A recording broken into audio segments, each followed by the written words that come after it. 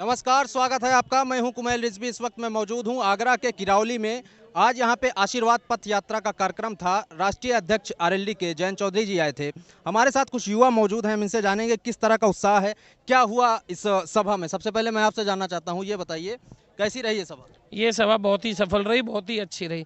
हर किसान की आवाज़ है। चौधरी राजन सिंह, चौधरी अजीत सिंह, चौधरी चरण सिंह, किसानों की आवाज़ है। किसान हर कौम है, किसानों की जाति नहीं होती, किसानों का कोई धर्म नहीं होता। किसान सर्व जाति के लोग होते हैं। हर जाति का लोग चौधरी जयंत जी के साथ है। भरपूर वोट देंगे। अब के राष्ट्रीय लोकदल की सरकार बनेगी। अब की बार किसान सरकार, चोरों की सरकार नहीं है। चोरों की सरकार नहीं है। चोरों की सरकार तो सिर्फ बीजेपी है। झूठ बोलते हैं, लंबे लंबे वायदे करते हैं। ये बताइए क्या संदेश दिया जयंत जी ने यहाँ से। जैन जी ने आके यहाँ पे बहुत अच्छा संदेश दिया। किसान सब उनके साथ हैं और हमेशा रहेंगे, और बाकी के जाति के लोग भी, किसान एक साथ लोग आए यहाँ पे। खूब अच्छा लगा आके हमको, क्योंकि हम तो भाई आरएलडी को ही वोट देंगे और आरएलडी आएगी यहाँ पे। आरएलडी आएगी, ये कह रहे हैं आरएलडी आएगी। आप लोग युवा हैं, क्या उम्मीदें करते हैं जयंत जी से। देखिए, हमारे राष्ट्रीय अध्यक्ष आज किरावली में आए और बहुत अच्छी सफल सभा की उन्होंने, और आप देख रहे हैं कि आपको भी लगता है कि सफल सभा रही। और जैन जी हमारे आएंगे। किसानों पर इतना अत्यंत अत्याचार हो रहा है। भाजपा सरकार, आप लखीमपुर खीरी की घटना से आप आपने देखा होगा कि आपने लखीमपुर खीरी के किसानों पर गाड़ी चढ़ा रहे हैं और फिर बोल रहे हैं कि हमने कुछ नहीं किया, है ना। किसानों को बिल्कुल आज 1 साल हुआ है, सड़कों पर बैठे हैं, लेकिन भाजपा सरकार, झूठी सरकार किसानों की कुछ नहीं सुन रही है। और हमारे नेता जयंत चौधरी जी हमेशा गरीबों के, मजदूरों के नेता रहे हैं, और हमेशा किसानों की और मजदूरों की लड़ाई लड़ने का काम करेंगे और प्रदेश में अपनी सरकार बनाने का कार्य करेंगे। आइए, आप आगे आइए। आप अभी बहुत पीछे से बोल रहे थे। आइए आइए आइए, आप अपनी बात रखिए। हाँ हाँ, बोलो, क्या बोलना। माननीय जयंत चौधरी जी किसानों के और गरीबों के और मजदूरों के मसीहा हैं, और इन्होंने हमेशा किसान और मजदूरों की लड़ाई लड़ी है और आगे भी लड़ाई लड़ते रहेंगे। और इससे हमारे देश में और प्रदेश में ये संदेश जा रहा है कि परिवर्तन होने जा रहा है, राष्ट्रीय लोकदल की सरकार बनने जा रही है। क्योंकि भाजपा ने जो भी जुमलेबाजी की अब तक सब जनता के सामने ओके हो गया, और ये भाजपा महंगाई और कारनामे पर विफल रही। ये 5 साल में, और मोदी जी की सरकार 7 साल में देखा कि कोई भी महंगाई नहीं रुकी। आज भी सिलेंडर 1000 रुपये का बिक रहा है, डीजल पेट्रोल 105 रुपये पहुंच गया। डीएपी के लिए किसानों को लाइन में लगना पड़ रहा है, वो 1650 का कट्टा ब्लैक में मिल रहा है। इन ब्लैक वालों पे कोई भी कार्रवाई नहीं हो रही है। इससे जनता ने ये ठान लिया है कि अब की बार राष्ट्रीय लोकदल की सरकार बनाएंगे। कुछ कह रहे थे। अब तुम बताओ, आलू भी बने, 20 बीघे खेत है, 1 कट्टा डाई कौन है खाए में, राख में। ये बताइए हम उसको राख में थोड़ी बेचेंगे। अब 20 बीघा जमीन है हमारे पिताजी पर, 1 कट्टा डाई का अभी तक हमें नसीब नहीं हुआ है। आलू कट्टन में इतने बड़े नुकसान हैं, कुल्ला है। बताइए, अब किसान 1 साल से वहाँ पर बैठे हैं, 1 साल बाद एक धरना है, कोई सुनवाई नहीं है। अगर 1 महीना कुत्ता अगर धरने पर बैठ जाए तो उनकी भी सुनवाई हो जाती है। ये तो किसान है यार।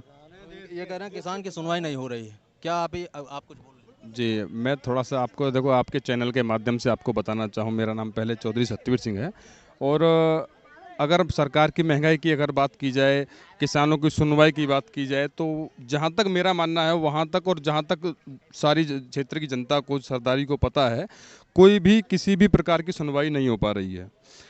अगर कोई किसी क्षेत्र में आवाज़ उठाने की कोशिश करता है तो वो आवाज़ सरकार के जो नुमाइंदे हैं, जो दबंगई के द्वारा वो सरकार की, जो किसान की आवाज़ वहीं दबा दी जाती है।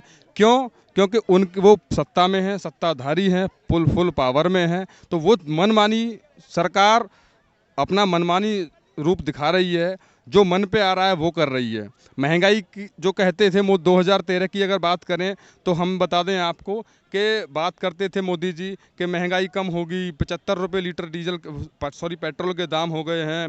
आज पेट्रोल वहीं 102 रुपये, 105 रुपये से बढ़कर 112 रुपये और 15 रुपये लीटर मिल रहा है अन्य राज्यों में भी। जहाँ पे अगर बात करते हैं हम उसके में महंगाई के बारे में, तो महंगाई का तो आपको पता है 1000 रुपये का सिलेंडर मिल रहा है, जबकि 450 रुपये में महंगा था। जबकि 1000 रुपये में आज अगर बात करते हैं तो महंगा नहीं है उनके हिसाब से, क्यों? क्योंकि उनको महंगाई दिख नहीं रही है।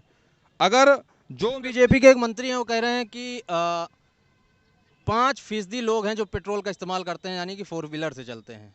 इस बयान पे क्या कहेंगे आप?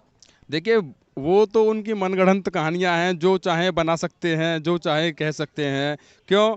क्योंकि उनको तो जो फ्री में पेट्रोल मिल रहा है, विधायक है, मंत्री हैं, सांसद हैं, सांसद निधि मिलती है, विधायक को विधायक निधि मिलती है, और जितनी सरकारी सुविधाएं हैं वो सारी सुविधाएं मिलती हैं, तो उनको एहसास थोड़ी होगा। लेकिन ग्राउंड लेवल पर आकर किसानों की बात सुनकर समझकर वो देखना होगा उन्हें कि वास्तविकता क्या है। उन्हें वास्तविकता का तनिक भर भी एहसास नहीं है। एहसास उसको होता है जो किसान, जो मजदूर, जो मजदूरी करने जाता है, उसको मजदूरी नहीं मिलती है या आधी दिन की मजदूरी मिलती है और अपना 100, 150 या 200 रुपये कमाकर उस खाना खाकर सो जाता है। कुछ लोगों को खाना मिल पाता है, कुछ लोगों को नहीं मिल पाता है। उन्हें पता लगता है कि महंगाई आज है कि नहीं है।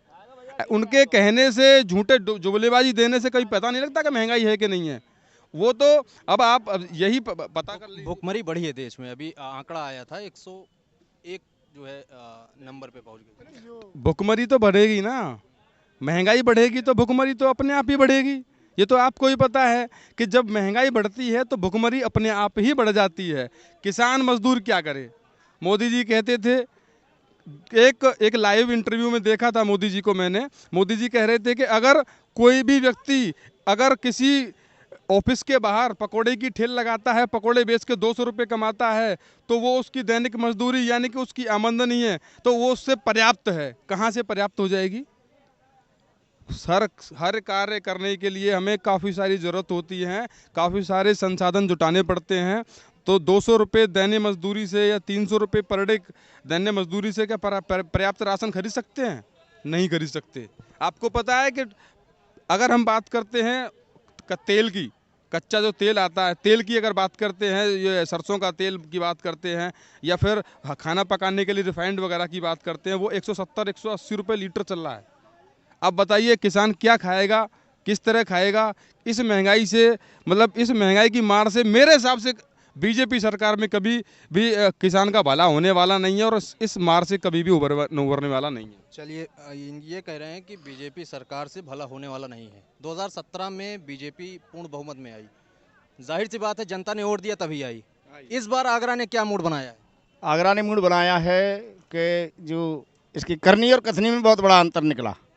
सभी किसानों ने, मजदूर ने, गरीब तकवा है, उसने देख लिया है कि अब बीजेपी को वोट नहीं करना है।